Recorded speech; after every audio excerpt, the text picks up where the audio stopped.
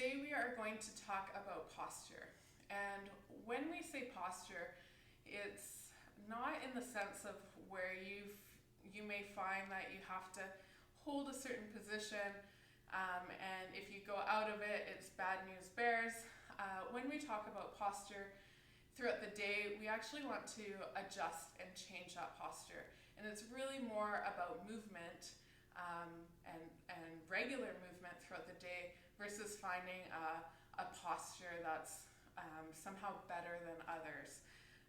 But when we're talking about running and performance, there is a level of posture or alignment that we are looking for to improve performance and running economy. So when we talk about breathing and that pelvis and rib stack position, that's going to create better stabilization through the diaphragm, which creates better positioning and expansion through the rib cage to allow our lungs to be able to do their job. So same thing when we're talking about the thoracic spine or the T-spine or upper back, and the cervical spine or the neck. There are positions that are a little bit more optimal when we're talking about performance to be able to absorb load a little bit more efficiently, so increasing that economy and capacity. So when we're looking at the T-spine and C-spine, we want to make sure we're able to keep those stacked so that the musculature doesn't have to work so hard to maintain that stack. And so that transfers into some of the exercises and drills that we've been going through and we're going to progress through. It transfers into our ADLs, or our activities of daily living, our strength training, and then ultimately our running. So we're going to start on our back and working on some thoracic extension. So you'll use a foam roller, or if you don't have a foam roller, you can roll up a yoga mat or a thick towel and just roll it really firmly. And you're going to place the roller on the bottom of the rib cage. And so key thing here, a lot of people when they go into extension on a roller, they actually extend through their lumbar spine and then they lose that rib over pelvis position and don't actually achieve that extension through the upper back. So we want to keep that rib over pelvis position. We're going to place our hands on the back of our neck to support our head, keeping our chin tucked slightly towards our throat and staying nice and long with the neck. From here, I'm going to take a little bit of a crunch over the roller as I inhale, and then as I exhale, I want to extend over the roller without allowing my ribs to pop up. So if we look at the sternum, almost like a bow, I want to bow that sternum over the roller. So my ribs stay down, they don't pop up. It's almost like I'm trying to increase the space between the logo and the writing on my shirt. So inhale, little mini crunch. Exhale, maintain that rib knit down as you extend over. Staying nice and long with the neck, so not extending through my neck. Inhale, come up. Exhale, just slight extension over the roller. And then as you do a couple, you can roll down to another segment and work on, can we mobilize that segment? So inhale, little crunch, staying nice and long with the neck. Exhale, trying to bow that sternum by extending that upper back over the roller. Just do a couple reps at each segment, and then you can roll down and work on the next segment. Again, using that breath to control the movement.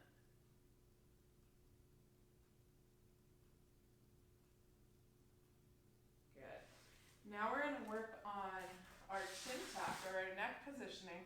So oftentimes when we don't have good stability through our trunk, we overextend through our cervical spine, whether we're doing like a dead bug or any kind of weight training, or sometimes when we're lifting things throughout our day, or even running, we can tend to jut that chin forward.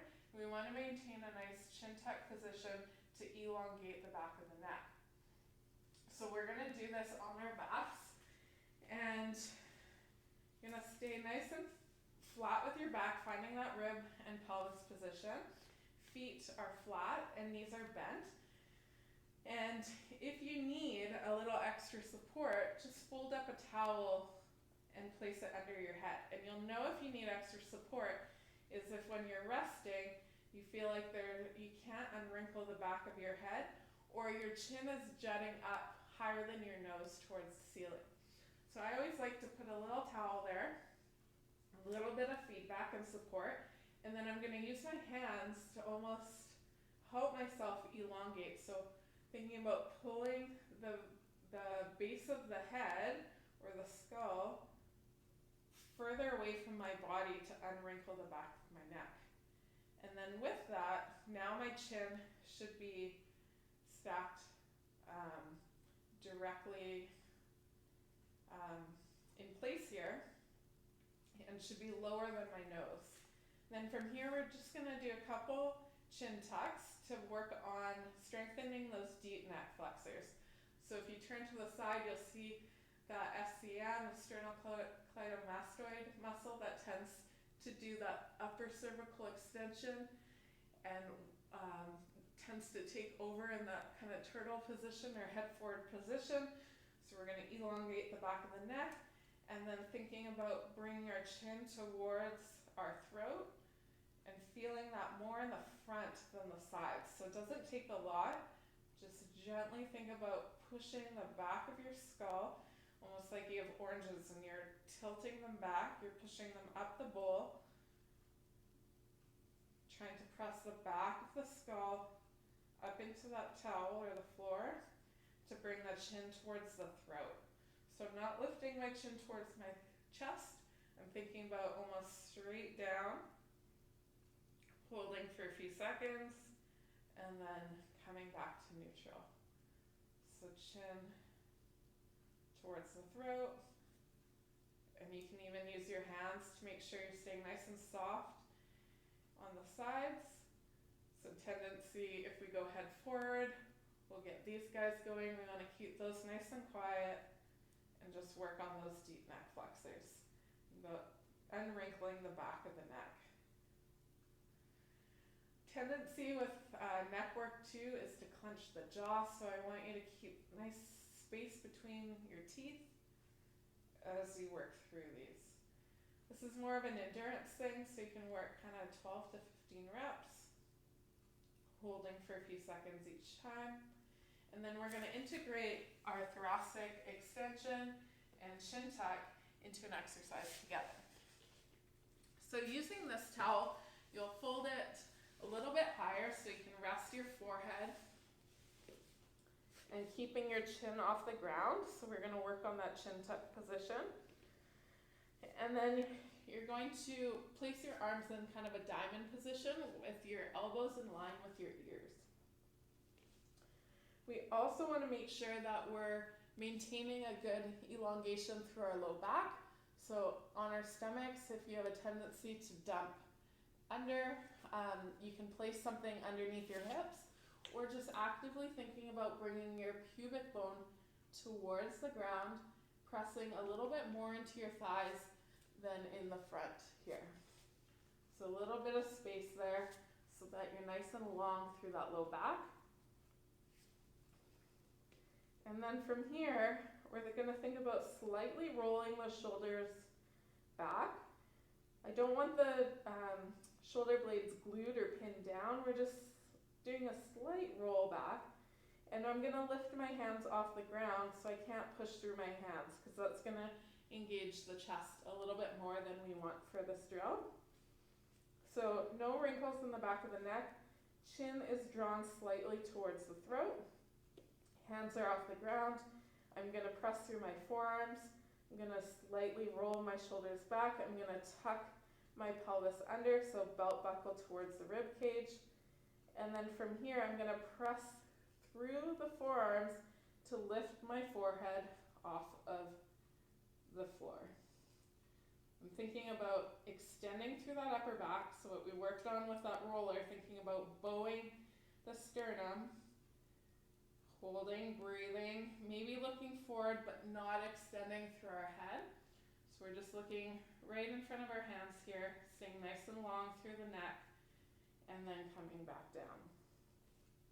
So let's try that again. Tuck that pelvis under, rib cage towards the pelvis. Good. Nice long neck, chin towards the throat.